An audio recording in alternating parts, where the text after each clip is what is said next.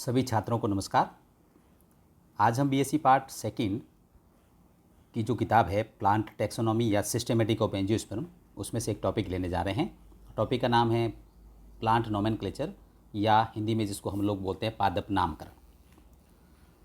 सबसे पहले आपको ये पता होना चाहिए कि टैक्सोनॉमी के जो हमने उद्देश्य पढ़े थे उसमें आइडेंटिफिकेशन, नोमेनक्लेचर और क्लासिफिकेशन तीन मुख्य उद्देश्य थे। और टैक्सोनॉमी की जो परिभाषा है उसमें ये तीनों वर्ड इंक्लूड किए गए हैं। पादप नामकरण की आवश्यकता क्यों पड़ी?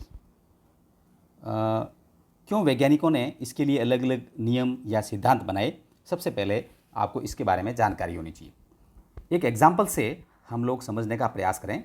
मूंगफली, जिसका बोटेनिकल नाम अरेकिस हाइपोजिया है,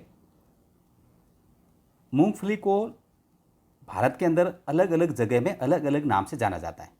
जैसे बंगाली में इसको चीना बादाम कहते हैं, महाराष्ट्र में सिंगदाना के नाम से जाना जाता है, हिंदी में हम लोग इसे मूंगफली कहते हैं, तमिलनाडु में कडलई कहते हैं, गुजराती में भोजसिंग कहते हैं। तो इस प्रकार जिस अलग अलग बोलचाल की जो भाषा होती है या जो एरिया होता है उसमें हर पौधे का जो लोकल नाम होता है वो अलग अलग होता है। लेकिन वानस्पतिक नाम या जो बोटेनिकल जो नाम होता है वो पूरे विश्व में या विश्व के सभी भागों में एक पौधे का एक ही नाम होगा। जैसे मूंगफली के लोकल नाम अपन ने अलग अलग कह दिए, लेकिन इसका बोटेनिकल नाम क्या है? अरेकिस हाइपोजिया। नामकरण किसे कहते हैं? पौधों के वैज्ञानिक आधार पर नामकरण या नाम देने की प्रक्रिया को पादप नामकरण कहते हैं। साइंटिफिक बेस पर जो नेमिंग होती है प्लांट की उसको हम लोग पादप नोमेनक्लेचर कहते हैं। अब आपको ये पता होना चाहिए कि अपने जो सिलेबस में है कई बार एक शॉर्ट क्वेश्चन पूछा जाता है नामकरण की द्विपद नाम पद्धति या बाइनोमियल सिस्टम ऑफ नोमेनक्लेचर। कई बार ये क्वेश्चन और पूछा जाता है 1 नंबर का, जैसे 2019 के अंदर एक टैक्सोनॉमी में क्वेश्चन पूछा गया था, बहुपद नाम पद्धति से आप क्या समझते हैं, या what is polynomial nomenclature system. तो इसकी परिभाषा आपको पता होनी चाहिए। बहुनाम पद्धति जो थी इसमें एक पौधे के नाम में अनेक शब्दों का प्रयोग होता था। ये एक पुरानी पद्धति थी और ये जो नाम रखे जाते थे पौधों के, बहुनाम जिसको हम लोग कहते हैं, पौधे के सभी मुख्य गुणों को अभिव्यक्त करते थे। मतलब जो कैरेक्टर होते थे उसके हिसाब से। जैसे आजकल एक पौधे का जो बोटनिकल नाम रखते हैं, जैसे ब्रेसिका कैम्पेस्ट्रिस, तो उस समय पौधे का जो नाम था उसमें बहुत सारे नाम यूज़ किए जाते थे, परंतु इस प्रकार के लंबे नामों को याद रखना है, उनका उच्चारण करना है, काफ़ी कठिन था और इसलिए ये जो विधि थी ये अनुपयोगी थी। तो फिर जो बोटनिस्ट थे उन्होंने उसकी जगह एक दूसरी पद्धति का उपयोग किया जिसको हम लोग बोलते हैं बाइनोमियल सिस्टम ऑफ नोमेनक्लेचर या नामकरण की द्विनाम पद्धति। आपको ये पता होना चाहिए कि जो नोमेनक्लेचर की जो ये पद्धति थी उसका क्रेडिट कैरोलस लीनियस को जाना जाता है। हम इसको कहते हैं, क्वेश्चन पूछा जाता है कि द्विपद नाम पद्धति किसने दी, लेकिन गैस्पर्ड बोहिन नामक एक वैज्ञानिक थे और उन्होंने एक किताब लिखी थी 1623 में पाइनेक्स, और उसमें उन्होंने द्विपद नाम पद्धति को प्रस्तुत किया था। लेकिन जो क्रेडिट था वो लीनियस को मिला, क्योंकि जो इसका प्रचार जो था वो लीनियस ने 1753 में स्पीसीज प्लांटेरियम के माध्यम से किया। अब हम लोग ये जानेंगे कि ये क्या होती है। आपको ये ध्यान होना चाहिए कि द्विपद नाम पद्धति में प्रत्येक पौधे के नाम के 2 भाग होते हैं, जेनेरिक नेम और स्पीसीज नेम। एक को हम वंशीय नाम और एक को जातीय नाम कहते हैं। जेनेरिक जो नेम होगा वो हमेशा कैपिटल लेटर से शुरुआत होता है और जो स्पीसीज का नाम होगा वो स्मॉल लेटर में लिखा जाता है। दूसरा, ये जो नियम होता है वो लैटिन भाषा वो अंग्रेजी में ही लागू होता है, बाइनोमियल सिस्टम जिसको हम बोलते हैं। इस पद्धति के अंतर्गत पौधे का नाम टेढ़े अक्षरों में, जिसको हम लोग इटैलिक्स में कहते हैं, लिखा जाएगा, अथवा नाम को अलग अलग रेखांकित किया जाता है। या तो आप इटैलिक में लिखते हैं तो रेखांकित करने की जरूरत नहीं है, और अगर सीधा लिखते हैं तो अलग अलग का मतलब जीनस का नाम आप अलग रेखांकित करोगे और स्पीसीज का नाम आप अलग रेखांकित करोगे। तथा लास्ट में जो जिस वैज्ञानिक ने उसकी स्पीसीज की खोज की उसका नाम भी लिखते हैं। एक एग्जाम्पल हम लोगों ने यहाँ लिखा है कि जैसे ब्रेसिका कैम्पेस्ट्रिस एक पहला नाम है, जीनस का नाम है जो कैपिटल लेटर से शुरू हो रहा है, और कैम्पेस्ट्रिस स्पीसीज का नाम है जो स्मॉल लेटर सी से शुरू हो रहा है। दोनों को हम लोगों ने अंडरलाइन कर दिया और आगे LINN डॉट लिखा। ये लीनियस की शॉर्ट फॉर्म है, मतलब इसकी स्पीसीज की जो खोज थी वो लीनियस ने की थी। अब आप ये देखें कि जो द्विपद नाम पद्धति थी, उसके बाद ICBN international code of botanical nomenclature, जिसकी स्थापना जो थी 1867 में शुरुआत इसकी हुई थी, लेकिन ICBN ने 1978 में कुछ वर्गीकरण या टैक्सोन के नाम संबंधी कुछ नियम पारित किए थे, और उन नियमों को हम 3 भागों में अध्ययन करते हैं जो कि आपके सिलेबस में सम्मिलित हैं। सबसे पहले कि सिद्धांत जो थे वो क्या थे, इन नियमों के नामकरण के, टैक्सोन के नामकरण के थे, कौन कौन से रूल्स थे और क्या रिकमेंडेशन या उनके सुझाव या क्या उन्होंने दिए थे ICBN ने। अब आपको ये ध्यान रखना है कि जो प्रिंसिपल है ये 12वीं अंतर्राष्ट्रीय वानस्पतिक कांग्रेस 1975 में हुई थी, और उसमें 6 सिद्धांतों पर उन्होंने जोर दिया था। वो 6 सिद्धांत कौन कौन से थे? पादप नामकरण की जो प्रक्रिया होती है वो जंतु नामकरण से भिन्न है, यानी प्लांट और एनिमल के जो नेम है उसके जो नियम है वो अलग अलग है, यानी दोनों का नोमेनक्लेचर जो नियम है, रूल्स है, वो अलग अलग होंगे। किसी वर्ग का नाम नामकरण प्रारूप से ही निर्धारित किया जाएगा। जो भी नोमेनक्लेचर टाइप होगा उससे टैक्सोन कोई भी हो सकता है, हायर हो सकता है या लोअर भी हो सकता है। वर्गकों का जो नामकरण होता है उनके प्रायोरिटी और पब्लिकेशन पर आधारित होता है, यानी जो पब्लिकेशन पहले करेगा, प्राथमिकता का सिद्धांत जिसको हम बोलते हैं, आगे पढ़ेंगे, तो उसके ऊपर वर्गों का नामकरण है वो आधारित होगा। कुछ अपवादों को अगर छोड़ दें तो प्रत्येक वर्ग का नाम नियमों के आधार पर ही दिए जाने वाला जो रूल बनाए हुए हैं ICBN है, और उसी के आधार पर जो नामकरण होगा उसको शुद्ध या करेक्ट माना जाएगा। वर्गकों का जो वैज्ञानिक नाम है, वर्गकों का मतलब ऑर्डर हो सकता है, फैमिली, जीनस, स्पीसीज जो भी है, उसकी नाम है उसकी व्युत्पत्ति को ध्यान में न रखते हुए लैटिन भाषा में, जैसा कि पहले मैंने बता दिया कि ये रूल्स है, उसमें ही लिखा जाएगा। और कुछ अपवादों को छोड़कर नामकरण के जो नियम होते हैं वो पूर्वव्यापी होते हैं। पूर्वव्यापी का मतलब होता है कि जिस effect from a date in the past, मतलब जिस डेट से वो इफेक्ट प्रभाव शुरू हुआ उसके ऊपर वो लागू होगा। तो पहला हमने जो ICBN का जो था रूल वो था सिद्धांत, जिसके बारे में हमने पढ़ा। अब दूसरा हम पढ़ेंगे कि नोमेनक्लेचर के नियम क्या क्या हैं। तो आपको ये जानकारी होनी चाहिए कि नोमेनक्लेचर के 5 या 6 नियमों का हम यहाँ पर अध्ययन करेंगे, जिसमें सबसे पहला जो नियम है रैंक ऑफ टैक्सा और यूनिट ऑफ क्लासिफिकेशन। हिंदी में इसको हम लोग बोलते हैं वर्गकों की कोटि या वर्गीकरण की इकाई। किसी भी कोटि का जो वर्गीकरण होता है उसको हम टैक्सोन कहते हैं। अब जैसे जितने भी टैक्सोन होते हैं उसका जो आधारभूत वर्ग या बेसिक जो टैक्सा या टैक्सोन है वो उसकी स्पीशीज होती है। इसके अलावा genus, family, order, class, division, plant kingdom, ये हायर कोटीज मानी गई है। और अपन इसको इस प्रकार से समझ सकते हैं कि जो टैक्सा होते हैं उसमें 2 भागों में उसको मुख्य रूप से विभाजित किया गया है। यहाँ पर आप देखें, एक तो है मेजर टैक्सा और दूसरा है माइनर टैक्सा। मेजर टैक्सा का कौन कौन से मेजर टैक्सा कहलाएंगे? जिसमें किंगडम सम्मिलित है, डिवीज़न, क्लास, ऑर्डर, फैमिली और ट्राइब, इनको हम प्रमुख वर्ग, मेजर का मतलब प्रमुख वर्ग, और माइनर जो टैक्सा है जिनको हम गौण वर्ग कहते हैं, उसमें जीनस, स्पीसीज, वैरायटी, फॉर्मा, क्लोन आदि सम्मिलित किए गए हैं। जो भी जो वर्गक है, चाहे वो मेजर हो या माइनर हो, यानी उच्च कोटि के हो या लोअर कोटि के हो, सभी के अपने अपने नियम होते हैं। या जब अपन नामकरण करते हैं तो इनके कुछ प्रामाणिक अनुलग्न, जिसको हम लोग सफिक्स कहते हैं, ये देखो यहाँ लिख रखा है सफिक्स या अनुलग्न। विभिन्न वर्गीकरण श्रेणियों में कुछ प्रामाणिक अनुलग्न लगाए जाते हैं। वो कौन कौन से अनुलग्न होते हैं? इसमें हम देखेंगे कि जो डिवीजन होता है उसके पीछे फाइटा, जैसे मान लो आप एल्गी का दे सकते हो या कोई भी दे सकते हो, जैसे क्लोरोफाइटा है ना, सब डिवीजन होता है, उसके नाम के पीछे फाइटिना लगता है। इसी प्रकार जो क्लास होती है उसके पीछे ई सफिक्स लगता है। ई का मतलब होता है जैसे ब्रेसिकेसी, तो नियम में ये लागू होगा जिसके पीछे सफिक्स है ये लगा होगा। जो ऑर्डर होता है उसके पीछे की तरफ ALES, जिसको हम एल्स कहते हैं। फैमिली जो होती है उसके पीछे AC कहते हैं।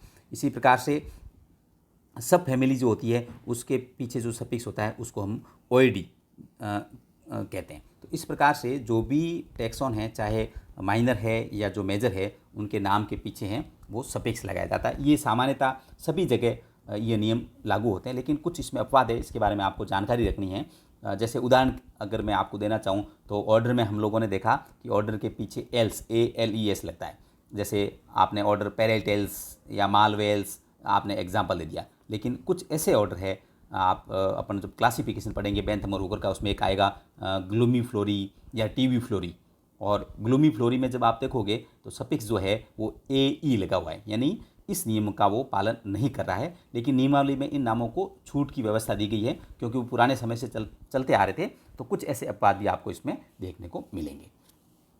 अब जो सबसे महत्वपूर्ण जो रूल है वो है टाइपिफिकेशन, या इसको हम लोग बोलते हैं टाइप मेथड। इसके बारे में कई बार क्वेश्चन आता है थ्योरी के अंदर और काफ़ी कंफ्यूजिंग भी है, तो आपको इसको समझना है, मैं आपको इसको समझाने का प्रयास करता हूँ। सबसे पहले आपको ध्यान रखना है कि टाइप क्या होता है। टाइप का मतलब है कि किसी भी लेखक द्वारा प्रामाणिक रूप से किसी पादप विशेष के लिए प्रयुक्त वह पादप संग्रहालय सीट है जिसे मूल रूप में पहली बार प्रयुक्त किया गया है। जब भी कोई प्लांट का आइडेंटिफिकेशन करता है तो आइडेंटिफिकेशन के समय जिस हर्बेरियम सीट का वो प्रयोग करता है वो उसके लिए टाइप होता है। दूसरी टेक्नोलॉजी में, दूसरी लैंग्वेज में हम इसे होलोटाइप भी कहते हैं, जिसको हम लोग आगे समझने का प्रयास करेंगे। 1950 में आयोजित स्टॉकहोम कांग्रेस में विस्तृत विचार विमर्श के बाद टाइप के नामकरण हेतु निम्न पादप श्रेणियों को मान्यता दी गई। कितने प्रकार के टाइप होते हैं उनके बारे में हम अब अलग अलग अध्ययन करेंगे। अब आप देखें, सबसे पहले जो टाइप है वो आता है होलोटाइप, जिसको हम लोग मूल प्रारूप कहते हैं। इसको आप टाइप भी कह सकते हो। क्या परिभाषा आप देखें, यह लेखक द्वारा निर्धारित नामकरण प्रारूप के लिए काम में लिया गया पादप प्रतिरूप या कोई अन्य सामग्री हो सकती है। अन्य सामग्री का मतलब हो सकता है उसकी इमेज, आपने जब भी कोई पादप का नामकरण कर रहा है तो नामकरण के समय प्लांट स्पेसिमेन हो सकता है, उसकी कोई इमेज हो सकती है, उसके बारे में कोई भी रिटर्न सामग्री है वो भी हो सकती है, उसको हम लोग बोलते हैं होलोटाइप। आप यहाँ देखें, एक एग्जाम्पल है, सेकंड लेने के बाद हम आप एग्जाम्पल समझेंगे। दूसरा है लैक्टोटाइप, जिसको हम लोग बोलते हैं चयन प्रारूप। जब मूल प्रारूप खो जाए तब प्रकाशन के समय मौलिक सामग्री में से चयन ही ऐसा प्लांट स्पेसिमेन जो नामकरण प्रारूप के लिए प्रयुक्त होता है। जब लेखक ने जब प्लांट का आइडेंटिफिकेशन किया उस समय किसी वजह से होलोटाइप खो गया हो, तो फिर जिसका उपयोग करते हुए वो पादप का नामकरण रखता है उसको हम लोग लैक्टोटाइप कहते हैं। अब आप एग्जाम्पल देखें, ये देखो एक डायग्राम बना रखा है ऊपर की तरफ, यहाँ पे ये देखो, ये एक डायग्राम बना हुआ है। इसमें आपको 1 2 3 4 5 5 डायग्राम दिख रहे हैं। इसमें से सबसे पहला, जैसे मान लो ये पौधा है और एक पौधे का लेखक ने स्पेसिमेन बना के रख दिया, तो उसको हम लोग बोलते हैं होलोटाइप। ठीक, अब इस होलोटाइप के बाद 2 3 4 और 5 ये क्या है, ये भी सेम प्लांट है, उसके सी स्पेसिमेन है, लेकिन किसी वजह से अगर मान लो आपका होलोटाइप खो गया हो तो उस समय 2 3 4 5 जो दे रखे हैं इसको हम लोग लैक्टोटाइप या चयन प्रारूप कहेंगे। ठीक है, अब आप आ जाओ आइसोटाइप। ठीक है, आइसोटाइप को हम लोग कैसे परिभाषित करेंगे, यह होलोटाइप या नाम प्रारूप की दूसरी कॉपी। आप इसको, आइसो का मतलब होता है समान। जब होलोटाइप लेखक ने लिख दिया है तो उस होलोटाइप की जो सेकंड कॉपी होती है उसको हम लोग आइसोटाइप या इसकी डुप्लीकेट कॉपी होती है। कैसे, जैसे एक ही स्थान से एकत्रित एक ही स्पीसीज के पौधों को अलग अलग सीटों पर प्रिजर्व किया जाए तथा हर्बेरियम के रूप में व्यवस्थित किया जाए तो उसे आइसोटाइप कहते हैं। आप यहाँ एग्जाम्पल देखें, ये अपना मूल प्रारूप है होलोटाइप, तो इसकी जो डुप्लीकेट कॉपी होगी उसको हम लोग क्या बोलते हैं, आइसोटाइप। यहाँ पे ये कन्फ्यूजन हो सकता है कि लैक्टोटाइप और आइसोटाइप में क्या फ़र्क है। लैक्टोटाइप और आइसोटाइप में मूल फ़र्क ये होता है कि लैक्टोटाइप वर्ड हम तब यूज़ करेंगे जब आपका होलोटाइप खो गया हो, लेकिन होलोटाइप भी मौजूद है तब जो दूसरी इसकी डुप्लीकेट कॉपी होती है उसको हम लोग आइसोटाइप के नाम से जानते हैं। अब तीसरा जो है उसको हम लोग बोलते हैं सिनटाइप। यदि लेखक द्वारा दो पादप प्रतिरूपों का उल्लेख किया जाए तथा उसमें होलोटाइप को निर्देशित नहीं किया गया हो तो उन दोनों में से एक होलोटाइप और दूसरे को सिनटाइप कहेंगे, और सिनटाइप को हम लोग कोटाइप भी कहते हैं। अब वापस इसको देखें कि सिनटाइप और इसमें क्या फ़र्क है। आप देखें यहाँ पे दो डायग्राम आपको दिखाई दे रहे हैं, एक होलोटाइप और एक आइसोटाइप है। लेकिन अगर मान लो लेखक ने ये नहीं बताया कि होलोटाइप कौन सा है, सिनटाइप कौन सा है, तो दोनों में से एक होलोटाइप हो जाएगा और दूसरा कौन सा हो जाएगा, सिनटाइप। वो कोई भी हो सकता है। तीसरा जो टाइपिफिकेशन है इसको हम लोग नियोटाइप कहते हैं। इसको हिंदी में हम लोग नव प्रारूप के नाम से जानते हैं। जब किसी पादप वर्ग के नामकरण से संबंधित कोई भी सामग्री उपलब्ध नहीं हो, ऐसी स्थिति में नामकरण के लिए प्रयुक्त किए जाने वाला प्लांट स्पेसिमेन नियोटाइप, मतलब आपके पास न तो होलोटाइप है, न कोई आइसोटाइप है, न कोई लैक्टोटाइप है, तब जिस सामग्री का उपयोग आप प्लांट की आइडेंटिफिकेशन के लिए करते हो उसको हम लोग नियोटाइप कहते हैं। इसके अलावा 2-3 वर्ड और आते हैं जिसमें एक टोपोटाइप होता है। टोपोटाइप को हम कैसे परिभाषित करेंगे कि जिस स्थान से होलोटाइप तैयार किया गया हो उसी स्थान से दूसरे समय में कोई प्लांट स्पेसीमेन अगर हम लोग एकत्रित करते हैं तो उसको हम लोग टोपोटाइप कहते हैं। तो टाइपिफिकेशन के ये 5 और 6 आपको याद रखने हैं, होलोटाइप, लेक्टोटाइप, आइसोटाइप, सिनटाइप, नियोटाइप और टोपोटाइप। शॉर्ट क्वेश्चन टाइपिफिकेशन के ऊपर भी आ सकता है। अब हम लोग जस्ट चर्चा करेंगे जिसको हम लोग बोलते हैं प्राथमिकता। ये रूल्स में तीसरा है। जैसा कि पहला हम लोगों ने जो रूल्स पढ़ा था वो था वर्गकों की कोटि का रूल, दूसरा हमने पढ़ा टाइपिफिकेशन और तीसरा हम पढ़ रहे हैं प्राथमिकता का रूल। सिंपल लैंग्वेज में हम इसको ऐसे कह सकते हैं कि अगर मान लो किसी एक पौधे का नाम अलग अलग समय में 3 या 4 वैज्ञानिकों ने अलग अलग दे दिया है तो प्रायोरिटी या प्राथमिकता में वह नाम मान्य होगा जो सबसे पहले किसी ने दिया हो। परिभाषा आप देखें, प्रत्येक वर्ग का केवल एक नाम शुद्ध होता है, ये हमें पता है, और इस नाम को सर्वप्रथम विधिसम्मत रूप से निर्धारित किया जाता है। ऐसे नामों को प्राथमिकता प्रदान की जाती है, इसके उपयोग को ही न्याय संगत माना जाता है। यहाँ आपको ये ध्यान रखना है कि जो प्राथमिकता का जो नियम होगा वो केवल फैमिली के हायर कैटेगरी वाले वर्गों के लिए लागू नहीं होता है, इसके नीचे वालों के लिए ही लागू होगा। एक एग्जाम्पल से हम देखते हैं, कैरोलस लीनियस ने एक नाम दिया था क्लियोम गाइनेंड्रा। ये देखें आप, क्लियोम गाइनेंड्रा कैपेरिडेसी फैमिली कैर जिसका है उसका एक सदस्य है। अब आप देखें कि इस नाम को फाइनल कब किया गया या प्राथमिकता क्यों देगी। 3 या 4 आप एग्जाम्पल देखें। इस पादप का सर्वप्रथम नाम लीनियस ने 1753 में दिया और उन्होंने इसका नामकरण क्लियोम गाइनेंड्रा लिन का मतलब वैज्ञानिक का नाम, क्योंकि द्विपद नाम पद्धति का दूध है, के नाम से कर दिया। फिर इसके लिए लीनियस ने 1762 में ही इसका वर्णन है क्लियोम पेंटाफिला लिन के नाम से किया। दोबारा इन्होंने अपना जो नाम है वो चेंज कर दिया। फिर तीसरी कंडीशन में आप देखें, डी कैंडोले 1824 ने इसके अंतर्गत 3 अलग अलग पादप वंशों की पहचान की। कौन कौन से थे? एक का नाम क्लियोम, एक का नाम गाइनेड्रोप्सिस और तीसरे का नाम उन्होंने दे दिया पोलिनेशिया। 3 नाम रख दिए तथा उसने लीनियस द्वारा वर्णित पौधे को गाइनेड्रोप्सिस पेंटाफिला लिन डीसी, लिन का मतलब क्योंकि इसने पहले किया और डीसी इसलिए डी कैंडोले ने इसकी बाद में खोज की, तो इसका पौधे का जो नामकरण है वो ये हो गया। तो सेकंड नाम है वो इसका पौधा कौन सा है? क्लियोम गाइनेंड्रा, जो लीनियस पहले 1753 में डिस्क्राइब कर चुके थे। अब तीसरी कंडीशन में आप देखें, 1960 में इल्टिस नामक वैज्ञानिक ने 2 पादप वंशों, एक क्लियोम और एक गाइनेड्रोप्सिस, क्योंकि 2 नाम हो चुके थे, एक लीनियस ने दे दिया था और एक डी कैंडोले ने दे दिया था, को एक ही पादप वंश में समावेश कर विलय कर दिया और इसका नाम क्या रख दिया? प्रथम नाम क्लियोम के रूप में ही इसको रख दिया। तो कहने का मतलब ये हुआ कि एक जो पादप था उसके अलग अलग समय में अलग अलग वैज्ञानिकों ने अलग अलग नाम रख दिए। प्राथमिकता का सिद्धांत ये कहता है कि प्राथमिकता के सिद्धांत के या नियम के अनुसार इस पौधे का जो प्रथम नाम रखा गया था लीनियस ने, क्लियोम गाइनेंड्रा लिन, लीनियस शॉर्ट फॉर्म जिसको है, उसको ही वेद और मान्यता दी गई। तो प्राथमिकता का जो नियम लागू होने के बाद पादप वर्गीकरण वैज्ञानिक द्वारा अनेक नामों में परिवर्तन किया गया है। तो जो सबसे पहले जो नाम दिया गया था उसको ही मान्यता मिली। तो आज हम लोगों ने सिद्धांत और टैक्सोनॉमी के 3 नियमों के बारे में जानकारी ली, जिसमें वर्गकों की कोटि का नियम, टाइपिफिकेशन का नियम और रूल्स ऑफ प्रायोरिटी का नियम। अब इसके जो आगे के जो रूल है उसके बारे में हम लोग आगे अध्ययन करेंगे।